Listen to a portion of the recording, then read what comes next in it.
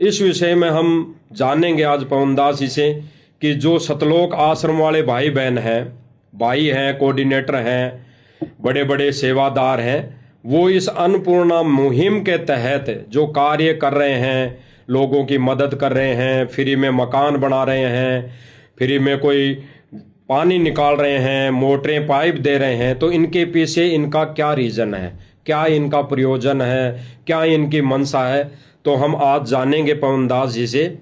तो सभी भाई बहन विशेष तौर से गहराई से चिंतन मनन इस पर हमने करना है, क्योंकि देखा देखी का मार्ग नहीं है। तो हम आज पवनदास जी से जानेंगे। तो बताएं पवनदास जी, आज जो ये वर्तमान में मुहिम चल रही है, ये सतलोक आश्रम की तरफ से, ये आध्यात्मिक दृष्टि से कितना सही है या कितना इसको गुरु जी के ज्ञान आधार से कितना इसको आप इसको मानते हैं, किस दृष्टि से इसको देखते हैं? तो आज बताइए हमें सभी भाई बहनों को आप। सर्वप्रथम तो परमपिता परमेश्वर सतगुरु रामपाल जी भगवान के चरण कमल में दास का अनंत कोटि दंडवत प्रणाम।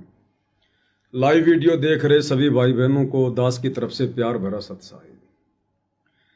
देखिए कजोड़ जी, आपने जो सवाल किया बहुत ही अच्छा सवाल है कि वर्तमान में परम पूज्य परमेश्वर सतगुरु रामपाल जी का परिवार, सतलोक आश्रम मैनेजमेंट हरियाणा, ये लोग जिस प्रकार से सन 2014 बरवाला कांड के बाद से, सतगुरु रामपाल जी के हिसार जेल जाने के बाद से जिस प्रकार से भक्ति मार्ग पर बहुत सारे कार्य ऐसे किए जा रहे हैं जिन कार्यों का सतगुरु रामपाल जी के भक्ति मार्ग से दूर दूर तक कोई रिश्ता नाता नहीं है।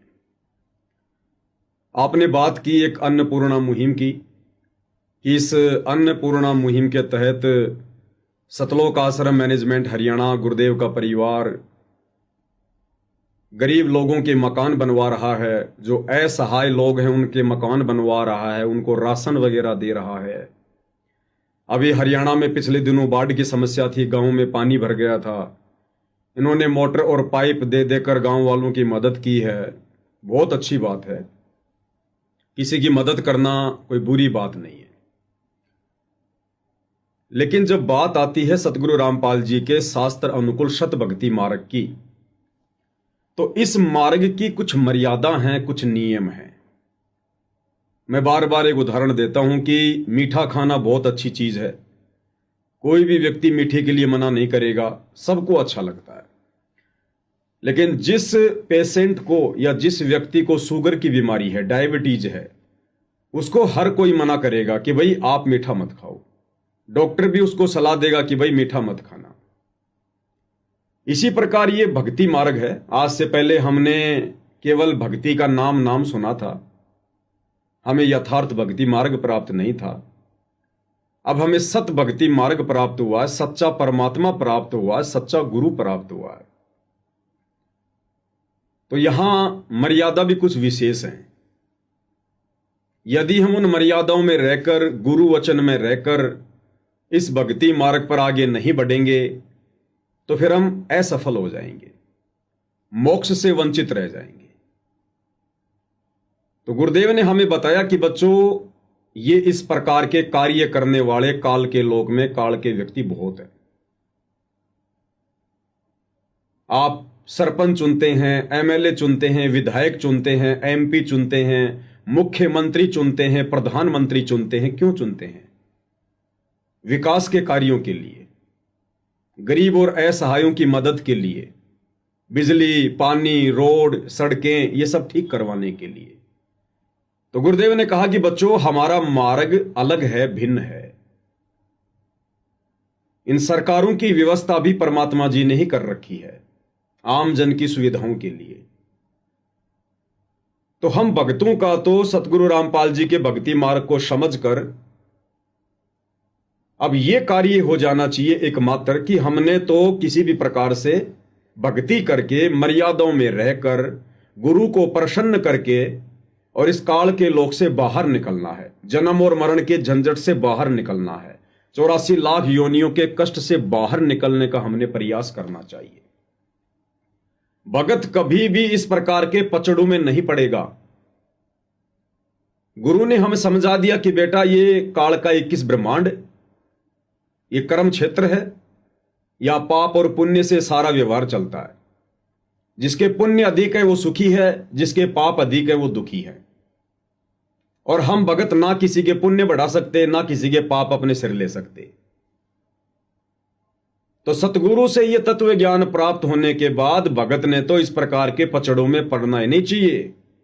अगर कोई गरीब है, कोई अमीर है, किसी के सर पर छत है या नहीं है, ये उसके अपने कर्म हैं, उसके अपने पाप कर्म हैं, वो उसने भोगने हैं। हम केवल एक काम कर सकते हैं, उस व्यक्ति तक हम परमात्मा की जानकारी पहुंचा सकते हैं। हम उसको भक्ति का संदेशा दे सकते हैं कि भाई देखो, धरती पर परमात्मा आया हुआ है, सत भक्ति मार्ग शुरू हो चुका है, आप सतगुरु की शरण में आइए और भक्ति से परमात्मा आपके सारे कष्टों का मर्दन करेगा, आपको सुखी भी करेगा भगवान, आपका मकान भी बनेगा। रास्ता परमात्मा बहुत सारे निकाल देता है। फिर छोटा मोटा भगत का धंधा होता है, उसमें परमात्मा बरकत दे देता है। आपने सेऊ समन की कथा सुनी होगी। सेऊ कितना गरीब था, कितना निर्धन था, क्या सतगुरु को नहीं पता था? क्या सतगुरु के साथ में जाने वाले भक्तों को नहीं पता था? उसके घर पर सतगुरु को खाना खिलाने के लिए आटा भी नहीं था। क्या सतगुरु ने उसकी घर की ऐसी दुर्दशा देखकर उसका मकान बनवाया? अपने भक्तों से कहा कि भाई इसका मकान बना दो, इसके घर में राशन डाल दो। तैमूर लंग कितना गरीब था, लोगों की भेड़ बकरियां चराकर दोनों मां बेटे जीवन निर्वाह किया करते थे। क्या कबीर परमेश्वर ने कहा विश्वकर्मा जी को कि इसका मकान बना दो, या अपने किसी अन्य भक्तों को कहा कि भाई इसका तैमूर लंग का मकान बना दो, इसके घर में राशन डाल दो? परमेश्वर ने सबको भक्ति से जोड़ा। उनकी एक विधि है, अध्यात्म की एक प्रोसीजर है। सतगुरु कभी मर्यादा भंग नहीं करता। और जब उन आत्माओं ने भक्ति करनी शुरू की, सतगुरु को प्रसन्न किया, तो सेऊ सम्मन को परमेश्वर ने इतनी बरकत दे दी, इतनी बरकत दे दी, वो गरीब व्यक्ति उसी जन्म में दिल्ली का 1 नंबर का सेठ बन गया। 1 नंबर का सेठ। तैमूर लंग को परमात्मा ने अहरण के नीचे शौपन में दिखा दिया कि बेटा यहां पर धन छुपा हुआ है, और धीरे धीरे निकालना ताकि किसी को शंका ना हो। उस तैमूर लंग को, जो एक वक्त की रोटी भी बड़ी मुश्किल से पाया करता था, उसको परमात्मा ने भक्ति विधि से अपने तरीके से 7 पीढ़ी का राज्य बख्शीश कर दिया। तो गुरुदेव भगवान कहते हैं कि बच्चों, परमात्मा जब किसी को देता है तो उसके देने की विधि अलग है। एक सत्संग में गुरुदेव ने बताया कि बच्चों, वो परमात्मा भी यदि इस पृथ्वी पर आकर जनसाधारण जैसे ही कार्य करेगा तो फिर काहे का परमात्मा है? तो ये मकान तो सरकार भी बना के दे देती है, मकान तो कोई समाज सेवी संस्था भी बना के दे देती है, मकान गांव के लोग इकट्ठा होकर भी दे देते हैं बना के। तो ये तो जनसाधारण के जैसे कार्य हैं। परमात्मा जब करता है तो इनसे भिन्न करता है, अलग करता है। तो सतगुरुदेव ने हम भक्तों को यही शिक्षा दी है। यदि किसी ने उनकी शिक्षा समझी हो, तो उनके सत्संगों पर विचार किया हो, तो गुरुदेव के तत्व ज्ञान को यदि आधार बनाया हो, तो सतगुरु ने हमें यही शिक्षा दी है कि बच्चों, तुम इस पचड़ों में मत पड़ो। बड़ी मुश्किल से तुम्हारा दाव लगा है, थोड़ा सा समय है, अपनी भक्ति मर्यादाओं में रहकर सतगुरु को प्रसन्न करके, इन श्वासों का सदुपयोग करके, दुनियादारी से मुंह फेर के और यहां से सतलोक चलने की सोचो, उस दिशा में आगे बढ़ो। ये कार्य तो होते रहेंगे, तुम किन किन का सिर ढकोगे? ये तो भिखारी का लोक है, काल का लोक है। इस लोक में कभी कोई सुखी हो ही नहीं सकता। आपने यदि सृष्टि रचना पढ़ी हो कजोड़ जी, तो सतगुरु रामपाल जी ने बताया कि जब ये ज्योति निरंजन काल परमात्मा के आदेश अनुसार अपने बड़े भाई कूरम के पास में सृष्टि रचना की सामग्री लेने के लिए गया, तो कूरम उस समय समाधि में था, भक्ति में था। ज्योति निरंजन उसके पास जाता है और कहता है कि भाई उठ, जाग, मुझे पिताजी ने भेजा है, मुझे सामग्री चाहिए। वो अपनी समाधि में लीन था। ज्योति निरंजन धैर्य नहीं रख पाया। उसने सोचा ना जाने इसकी समाधि कब टूटेगी। ज्योति निरंजन ने धैर्य खोकर हड़बड़ी में कूरम के मुकुट को हिला दिया, उसे जगाने के लिए, समाधि से वापस लाने के लिए। जैसे उसने मुकुट को हिलाया, उसमें से पांचों तत्व, 3 गुण निकले। ज्योति निरंजन ने देखा, वाह, मुझे जो चाहिए था वो मिल गया। इतने में कूरम की समाधि टूट गई। कूरम ने कहा, भाई आप ये क्या कर रहे हो? उसने कहा कि मैं तुझे जगा रहा था, मेरे को सृष्टि रचना की सामग्री चाहिए।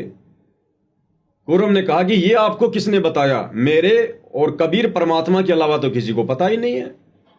बोला, उन्होंने भेजा मुझे।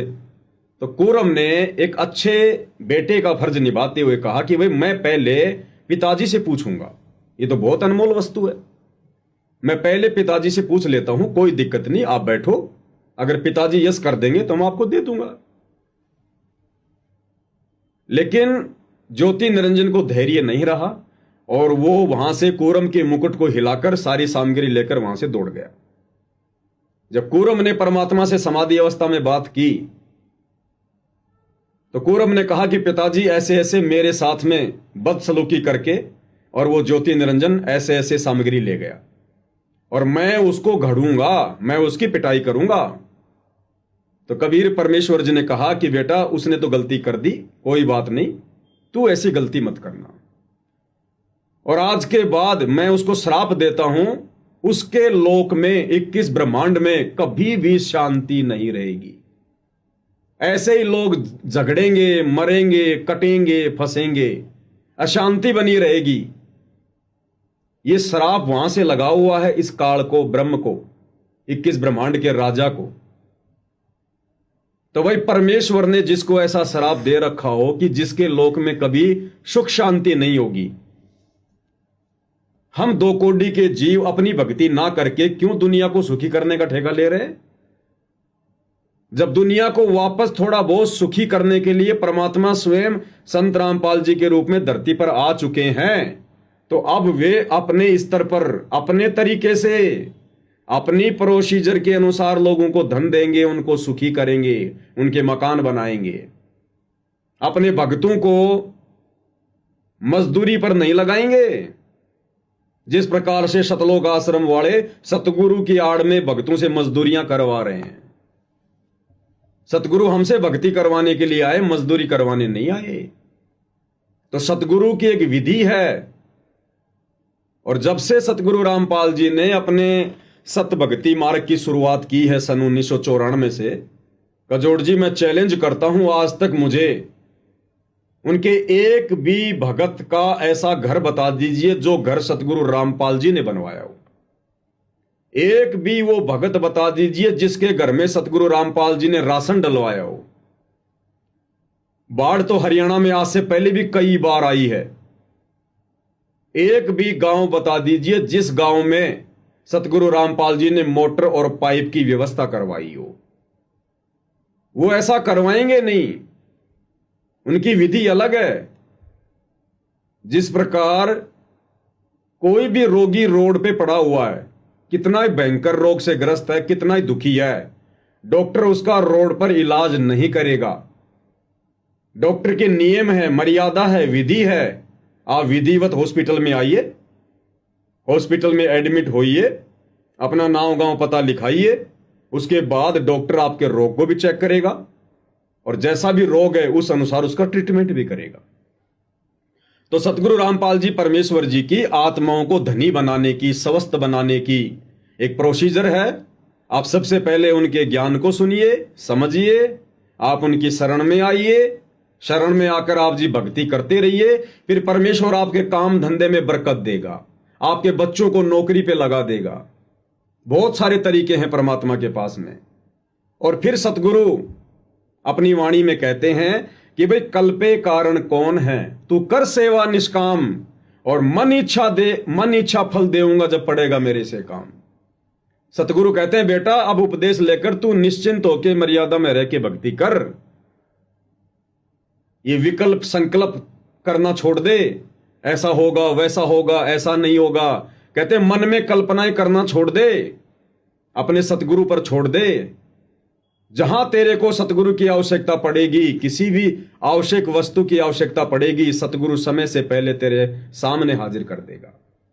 तो ये है सतगुरु की प्रोसीजर। सतगुरु अपने भक्तों को मजदूर बनाकर उनका समय और श्वासें बर्बाद नहीं करवाता। जिस प्रकार से हमारे सतलोक आश्रम वाले भाई, गुरुदेव का परिवार बेचारे भोले भाले भक्तों को मजदूर बनाकर आश्रमों पे आश्रम बनवा रहे हैं, एक अन्नपूर्णा मुहिम के तहत लोगों के मकान बनवा रहे हैं, लोगों के घरों में राशन बंटवा रहे हैं, फिर भक्ति कौन करेगा? क्या आवश्यकता पड़ेगी फिर आदमी को भक्ति करने की, सतगुरु रामपाल जी की शरण में आने की? अरे दुखी आदमी तो भक्ति पे जुड़ता है, भक्ति पे आता है। दुखी आदमी तो भगवान को ढूंढेगा, और आपने पहले उसको सुखी कर दिया, वो क्यों आएगा फिर परमात्मा की शरण में? और आ भी गया तो वो क्या निहाल करेगा? ऐसे ही मर्यादा तोड़ के चलता रहेगा, क्योंकि आपत्ति तो उस पर कोई है ही नहीं। अब सारी व्यवस्था आपने उसकी आगे से आगे कर ही दी है। तो सतगुरु रामपाल जी परमेश्वर जी के सतभक्ति मार्ग अनुसार जो प्रोसीजर वर्तमान में अन्नपूर्णा मुहिम के तहत किसी भी प्रकार के कार्य सतगुरु रामपाल जी का परिवार कर रहा है, ये सतलोक आश्रम मैनेजमेंट हरियाणा कमेटी कर रही है, ये गुरुदेव के भक्ति विधान अनुसार बिल्कुल गलत है। भगत समाज के ज्योति पाठ और दान के पैसे की बर्बादी की जा रही है। ये परीक्षा का समय है। काल भक्तों को हर प्रकार से मर्यादा तुड़वाकर सतगुरु से दूर करने की कोशिश कर रहा है, और काफी हद तक काल बलि अपने इस षड्यंत्र में सफलता भी प्राप्त कर रहा है। क्योंकि नादान संगत भी, जिस प्रकार बिल्ली के आगे कबूतर आंख बंद करके बैठ जाता है, वो हालत इस नादान संगत की हो रही है।